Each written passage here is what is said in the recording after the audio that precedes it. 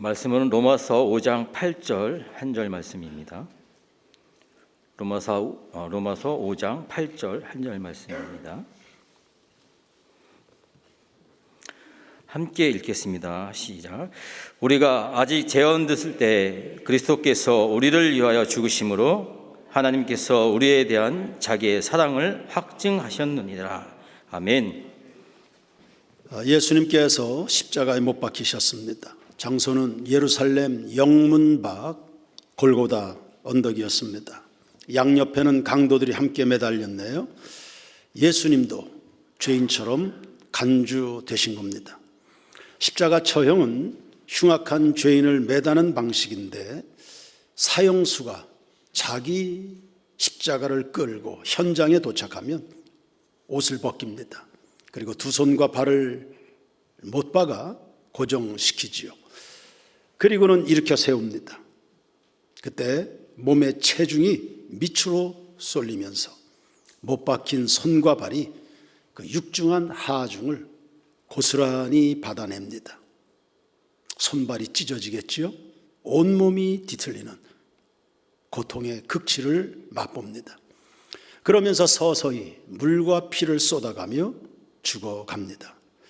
어떤 죄수는 3일 동안이나 거기에 매달려 온몸을 비틀면서 죽어갑니다. 죽고 싶어도 죽을 수 없는 고통, 그게 바로 십자가입니다. 예수님은 6시간 만에 운명하셨습니다. 재판받느라 이미 밤새도록 시달렸고요. 채찍에 너무 맞아서 십자가에 달리실 때는 이미 그로기 상태였던 겁니다. 존귀하신 예수님이, 우리의 구원자 예수님께서 어찌하여 이런 끔찍한 일을 당하셨는가? 하나님은 십자가를 통해 어떤 메시지를 우리에게 전하고 싶어 하셨는가? 첫 번째, 진리가 무시되는 세상입니다. 예수님의 짧은 생애를 보면 참 아름답지 않습니까? 고작 33해를 살았지만 그분의 삶은 참 아름다웠습니다. 많은 사람들이 그분 만나서 새 삶을 얻었습니다. 눌린 자 자유케 되고 병든 자 치유받았습니다. 귀신에 잡힌 자 노임을 받았죠.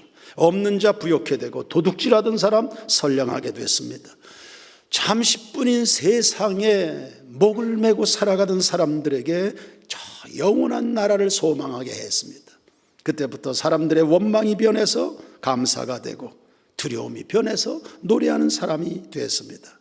어느 스승도, 어느 의사도, 어느 정치인도, 어느 교육가도, 어떤 종교인도 해주지 못한 일을 그분이 하신 겁니다.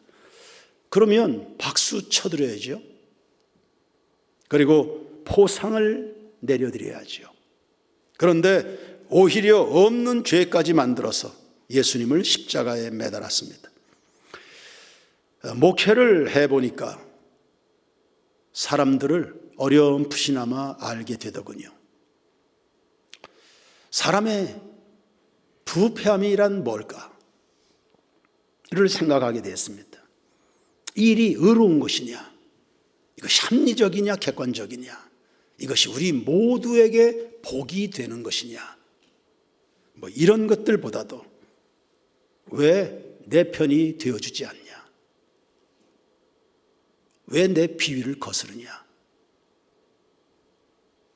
이런 것에 따라 판단하고 행동을 합니다. 참 마음이 아픈 현실입니다. 예수님은 하나님의 의를 위해서라면 구겨져도 좋고 짓밟혀도 좋고, 그래서 하나님의 뜻을 이룰 수만 있다면 요한에게 세례를 받아도, 사람들에게 손가락질을 받아도 그 길을 가셨지 않습니까? 그분은 하나님의 아들로 당신이 만든 세상에 당신이 그토록 그렇게 사랑을 쏟아 부어 오셨던 그 백성들 틈에 오신 겁니다. 오셔서 하나님과 멀어진 인간들에게 가장 필요한 것 주고 싶어 하셨습니다. 그게 구원의 진리입니다. 회개해라. 하나님께로 돌아와야 산다. 하나님은 당신들 죄 가운데서 멸망하는 거 원치 않는다. 하나님은 당신들 사랑하신다. 그것이 그분의 진심이셨습니다. 그리고 그것이 이 땅의 사람들에게 주고 싶어 하셨던 유일한 진리이셨습니다. 그러나 자기 중심주의 혹은 자기 우상에 빠진 사람들은 진리가 대수냐, 영원한 내세를 운운하지만 가본 적도 없고 그게 뭔지도 모르겠고 아직은 아쉽지 않다. 당장 오늘이라는 현실에서 나를 만족시키면 그것으로 족하다.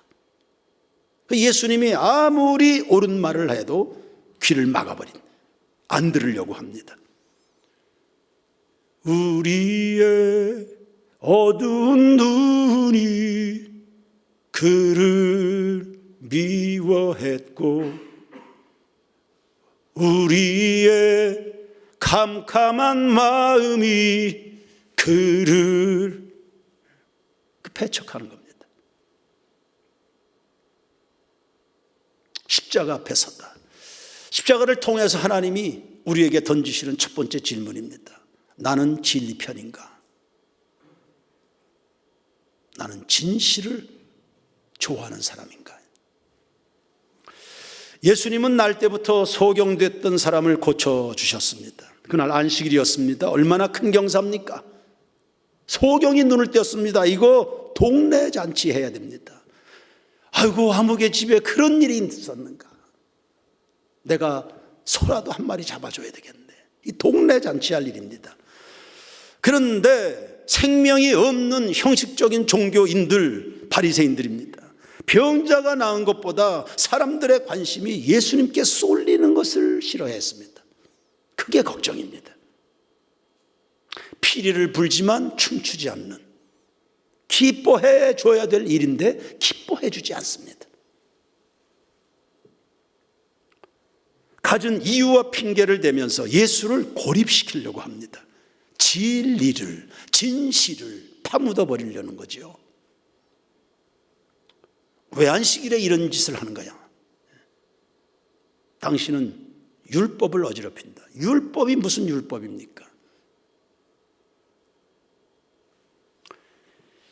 율법을 자의적으로 해석해서 안식일은 이런 식으로 지켜라. 자기들이 만들어 놓은 규칙의 틀에 사람들을 집어넣고 거기에서 벗어나면 율법을 어지럽혔다. 고로 예수 당신은 하나님을 모독한 자다. 이렇게 몰아가는 거 아닙니까?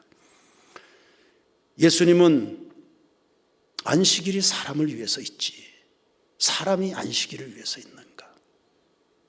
하나님이 세우신 법은 사람을 위해서 있는 것이지, 하나님의 마음은 사람을 위해서 있는 것이지, 법이 사람을 잡아서 되겠는가?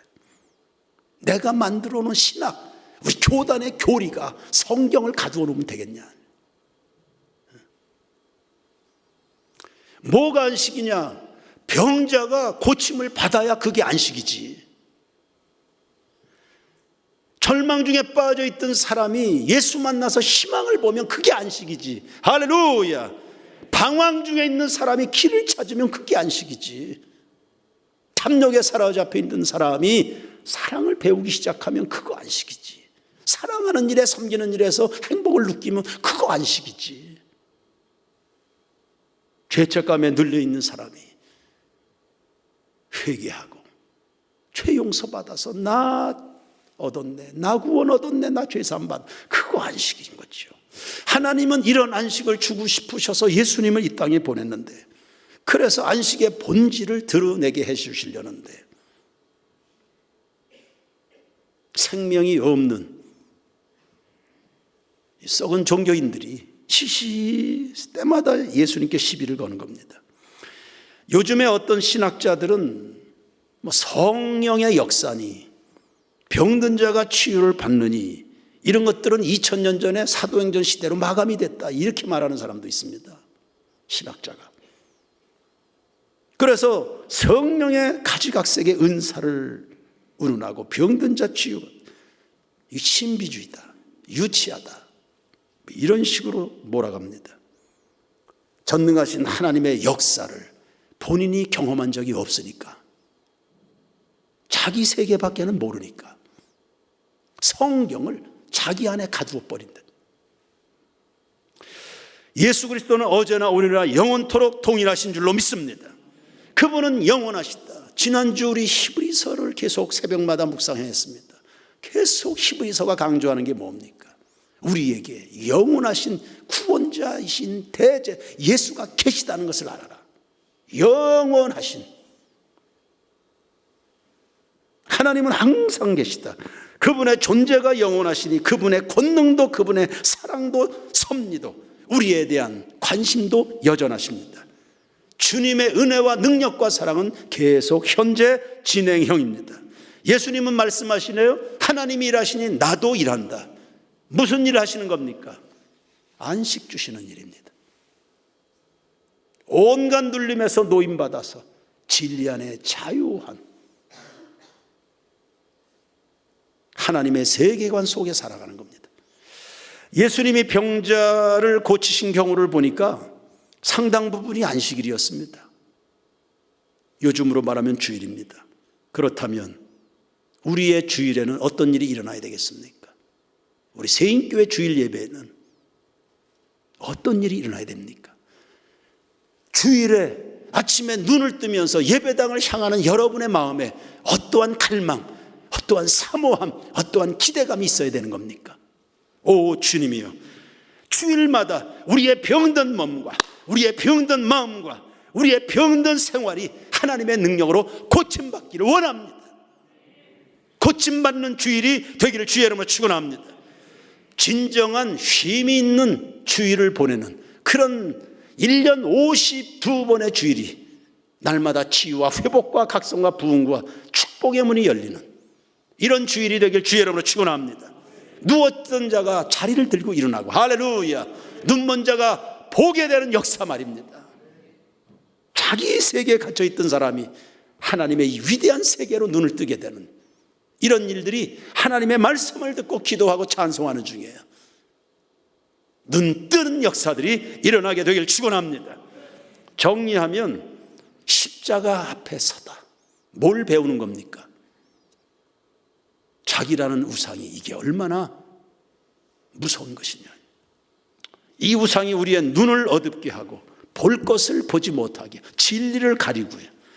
자기 중심주의가 예수를 십자가에 못 박고 진리를 몰아낸 겁니다. 내가 달려야 될 십자가에 예수님이 달리셨습니다. 오 주님, 우리 모두를 불쌍히 여겨 주시옵소서. 두 번째, 십자가는 뭘 이야기합니까? 죄의 결과가 얼마나 끔찍한가. 그러니 우리는 죄를 멀리하고 거룩함을 따라야 된다.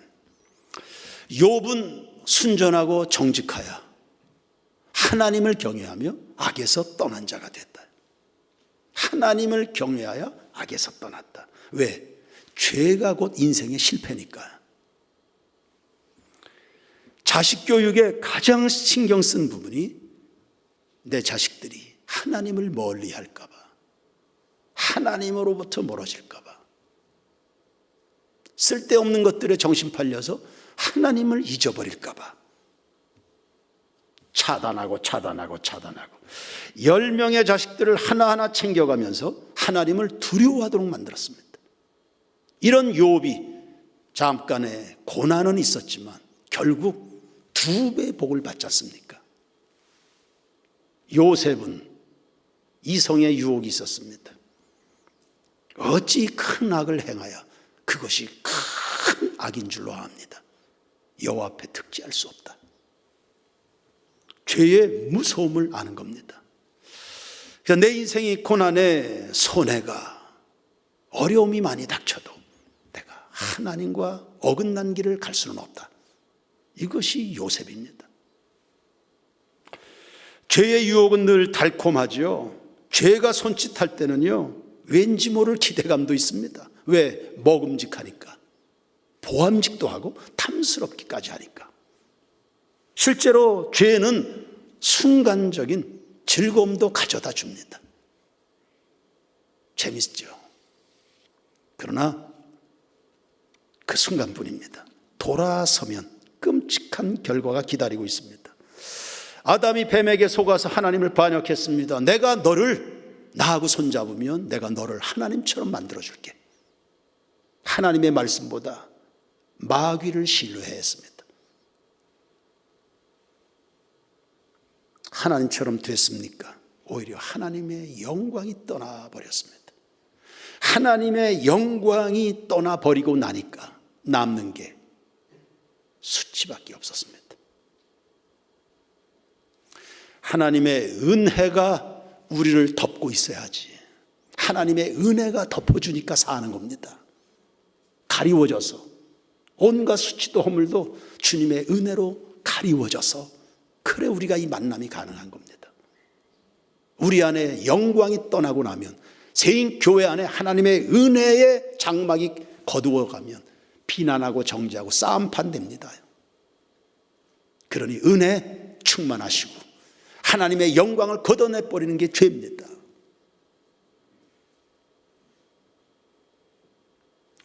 무화과 잎으로 그 수치를 가리려고 했지만 되지도 않았고, 양심은 이제 고동치기 시작하네요. 불순종하면 죽는다고 그랬는데 이제 어떡하는 거야. 큰일 났다. 두려움이 찾아왔습니다. 부부관계가 깨졌습니다.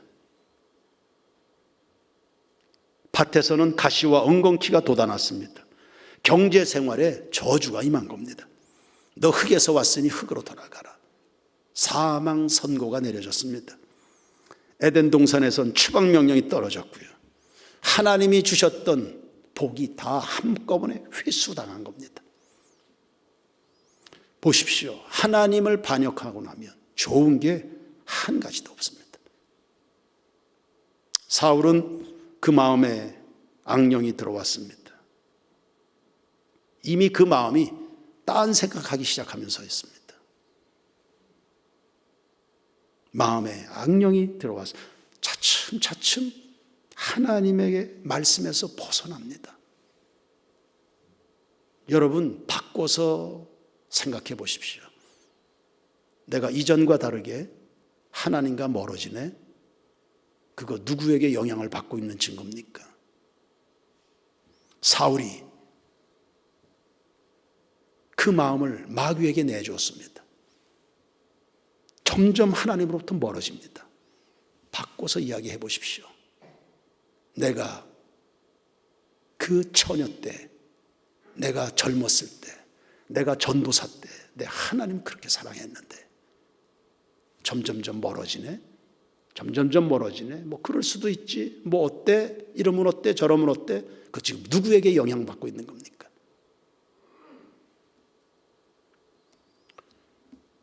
사울은 왕권에서 퇴출되고 백성에게 외면받았습니다.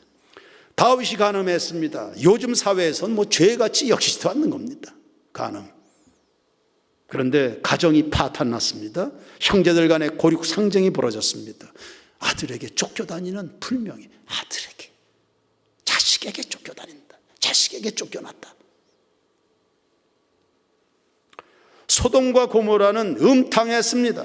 동성애가 판치는 세상이 됐습니다. 유황불이 하늘에서 피처럼 쏟아져서 그 기름진 들판이 한 번에 초토화가 되어버렸습니다. 여러분, 사람은 절대 자기 뜻대로 살면 안 되는 겁니다. 아멘 하시길 바랍니다. 사람은 절대 육체 욕심 따라 살면 망하는 것입니다. 이 민족이, 대한민국이 사람 중심으로 나가면 안 되는 것이다. 그러니 한국교회여, 세인교회 성도들이여, 이 나라 이 민족을 빛으로 올바르게 의롭게 잘 견인할 수 있게 되길 축원합니다. 인생의 주인과 역사의 주관자는 하나님이십니다.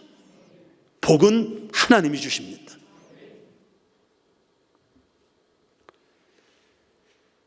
그나마 죄의 결과가 이 정도에서 끝나면 그래도 견딜 수 있죠.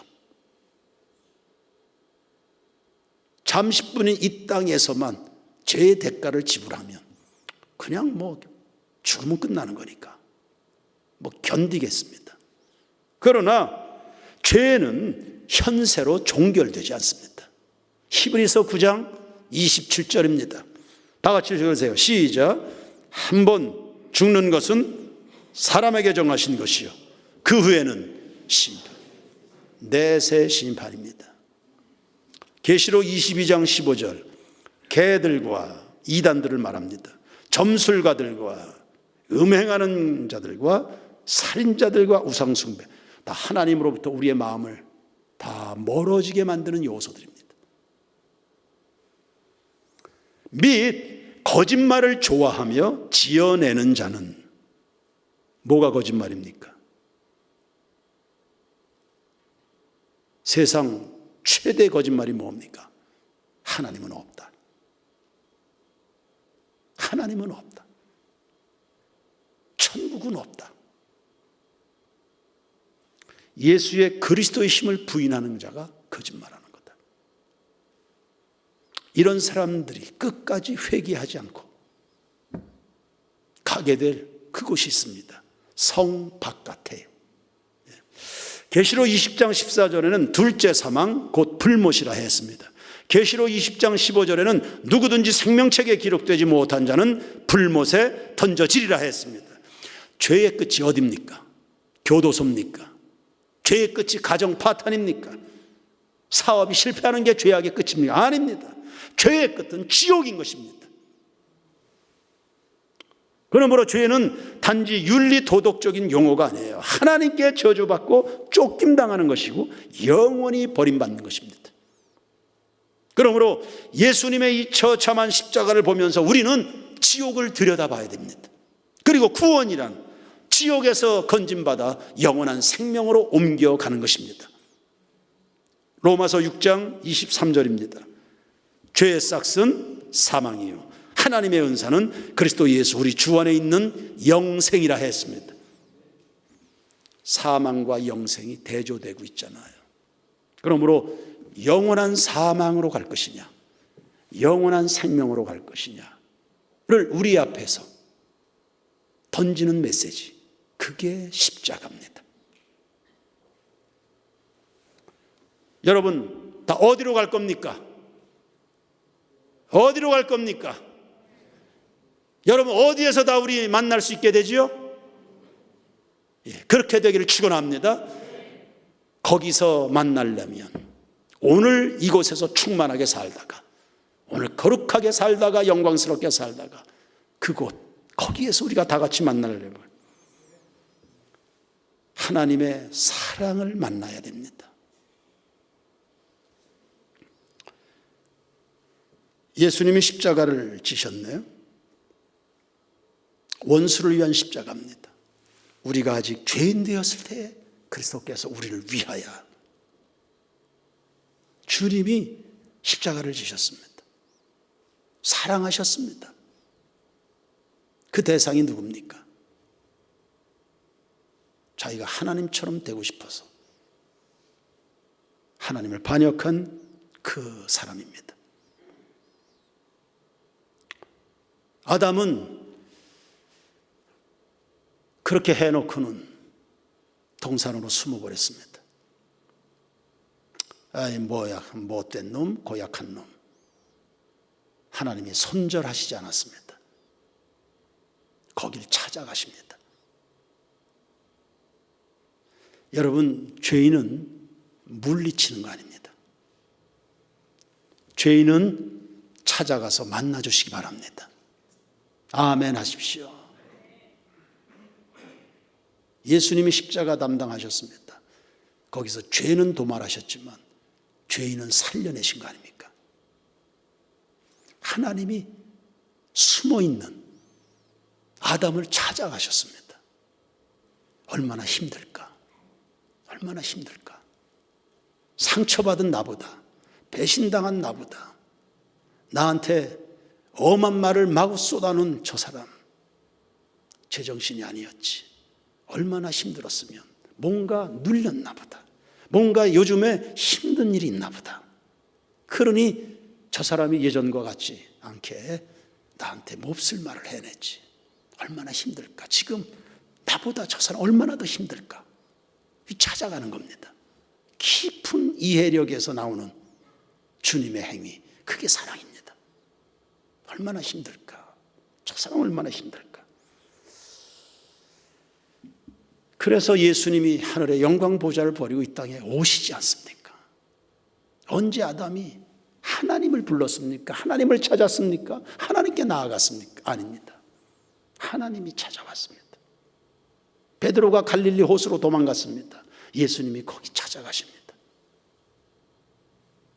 사랑은 먼저 손 내미는 겁니다.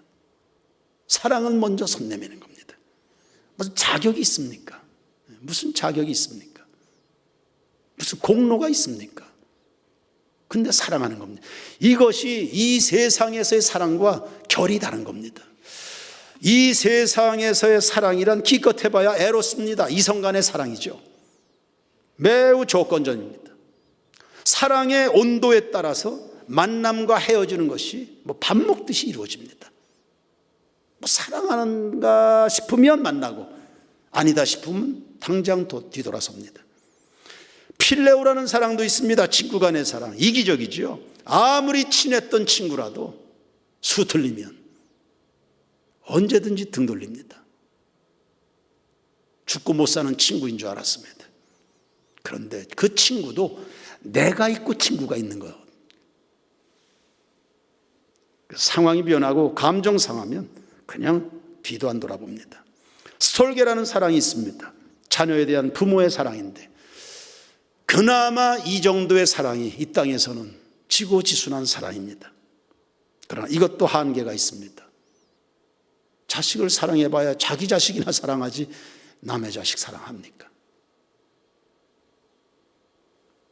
그러니 이 땅에서의 사랑이라는 것은 정도의 차이가 있을 뿐이고 다 조건적이고 기대할 수가 없습니다. 내 자신을 만족시키기는 어렵습니다.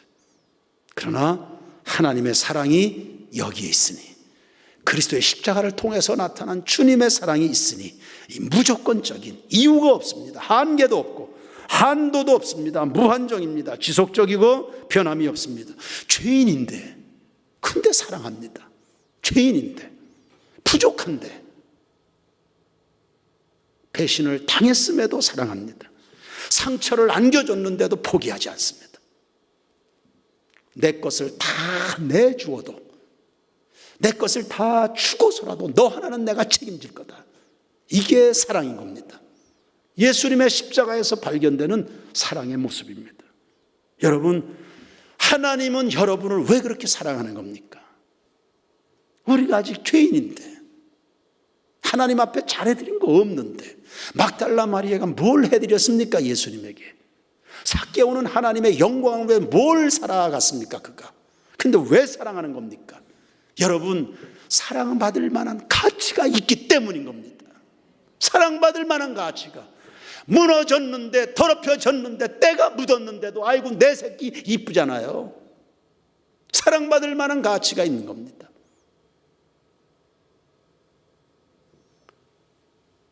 탕자가 돌아왔습니다. 아버지가 최고로 대우합니다. 최고로. 사람들은 수군덕댑니다. 그가 날려버린 재산이 얼마입니까? 아버지는 그런데 관심이 없습니다. 탕자에게 막 최고로 대우합니다. 최고로.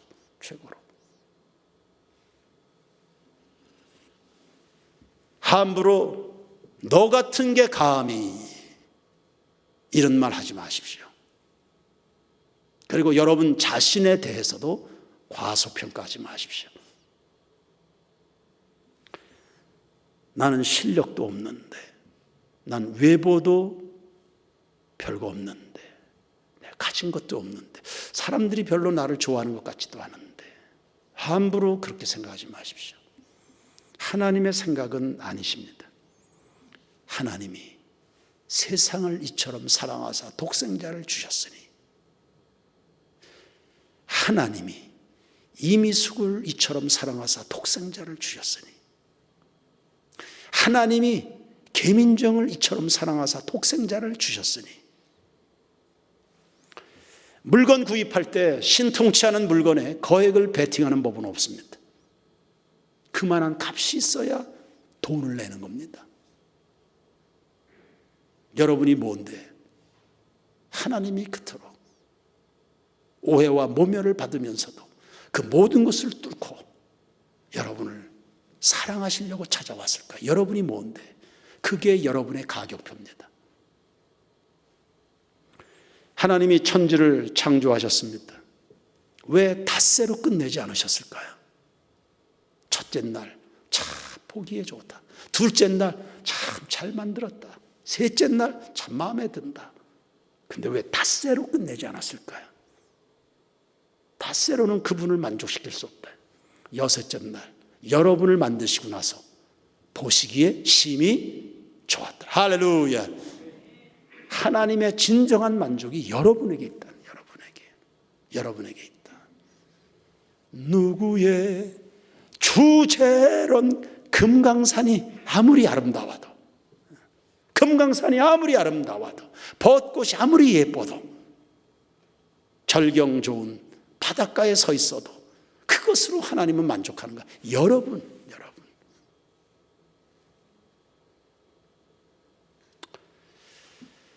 하나님은 이렇게 사랑하시기 때문에 질투하시는 겁니다. 그래서 여러분을 절대 죄악에 뺏기지 않습니다. 무슨 수단과 방법을 다 동원해서라 여러분 찾아오려고 하는 그 이유가 사랑하기 때문입니다. 여러분을 멸망에 던져놓고 싶어 하지 않거든요. 그래서 막아서는 겁니다. 여러분의 인생이 왜 실패합니까? 여러분의 인생이 왜 나락으로 떨어져야 됩니까? 하나님이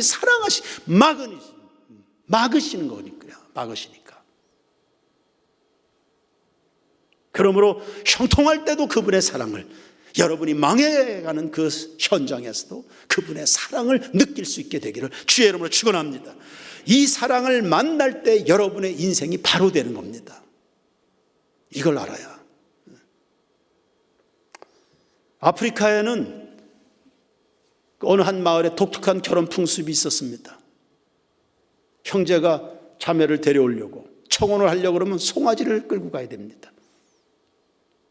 그래서 아주 근사한 자매를 데려오려면 송아지 3마리, 그냥 괜찮은 자매는 송아지 2마리, 그냥 평범한 자매 같으면 그냥 송아지 1마리 가지고 와서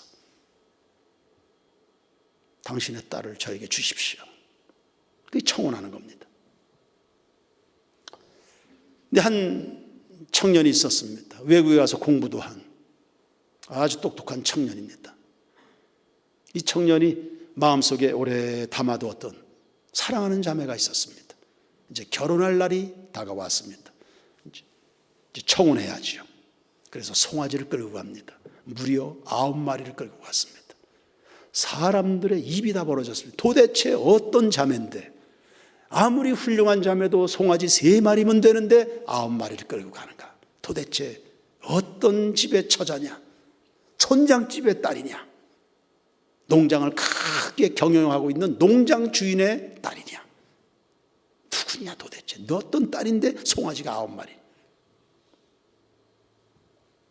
가서 보니까 뭐 부잣집 딸이 아니었습니다. 그냥 가난한 노인의 손녀딸이었습니다. 뭐 그렇게 이뻐 보이지도 않았습니다. 각 마른 게 그냥 볼품없는 그런 자매인데, 근데 이 형제는 그 자매 사랑했고 그 자매에게 청혼을 한 겁니다. 사람들은 이해를 못했죠. 도대체 저 사람이 정신이 나가는 모양이다. 몇 년이 흘렀습니다. 선교사가 결혼한 그 신혼집을 이제 방문을 했습니다. 방문해서 보니까 그때 그 볼품없는 그 여자는 어디로 가고 아주 우아한 교양미 철철 넘치는 그런 아리따운 여인이 나와서 차 시중을 드는 겁니다. 아니 그때 결혼했던 그 처녀 어디 갔냐? 다른 부인을 맞이하는 줄로 생각을 한 겁니다. 그런데 알고 보니까 그 자매가 이 자매입니다. 연유를 들어보니까 이 형제가 이렇게 이야기하는 겁니다. 나는 내가 사랑하는 그 여인이 평생을 나는 소 1마리 값에 불과한 처녀다. 이런 마음에 송아지 3마리 받은 다른 처자와 비교해가면서 주눅들며 사는 것 나는 원치 않았다. 난 내가 사랑하는 자매 최고의 가치를 부여하고 싶었다. 그 남편의 그 진심의 마음을 알아준 이 여인이 고마워서 자기를 가꾸기 시작하는 겁니다. 송아지 9마리에 걸맞도록. 그리고 나를 그렇게 귀하게 최고의 가치를 부여해 준 그 남편의 마음을 실망시키지 않기 위해서 자기를 가꾸고 영어 공부도 하고, 그래서 기품 있는 여자로 변모해 있는 겁니다. 나를 사랑해 주신 주님의, 이 세상의 모든 지각에 뛰어난 하나님의 사랑을 만나야 여러분의 인생이 올바르게 살아가게 되는 겁니다. 모르긴 몰라도 아버지가 최고로 대우해준, 몹쓸 놈인데 최고로 대우해준 그 당자는 다시는 탈선하지 않았을 겁니다. 지나간 날의 상처나 죄책감을 충분히 채우고도 남을 아버지의 은혜를 맛보았기 때문입니다. 베드로가 도망갔습니다. 주님이 거기를 찾아가셔서 3번이나, 한 번도 아닙니다, 3번이나 실패한 베드로를 예수님이 최고로 대우하셨습니다. 넌 아직도 내 수제자다. 내 핏값으로 세워진 교회, 내가 목숨으로 바쳐서 구원하길 원하는 내 영혼들, 너밖에 없다. 네가 맡아줘라. 최고로 대우한 겁니다. 그 이후에 베드로의 삶이 얼마나 멋들어진 삶입니까? 주님의 사랑을 알아야 여러분의 인생이 바로 된다. 하나님의 사랑을 알아야.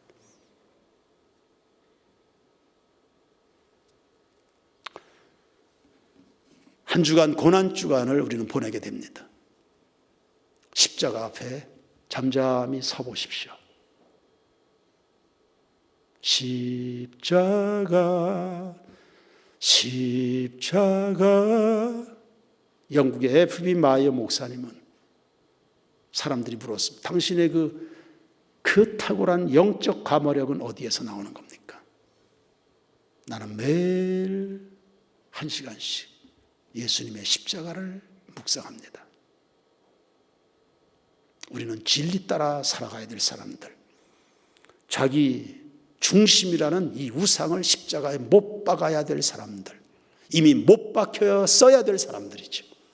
죄는 멀리 하시고요, 거룩함을 추구하시고,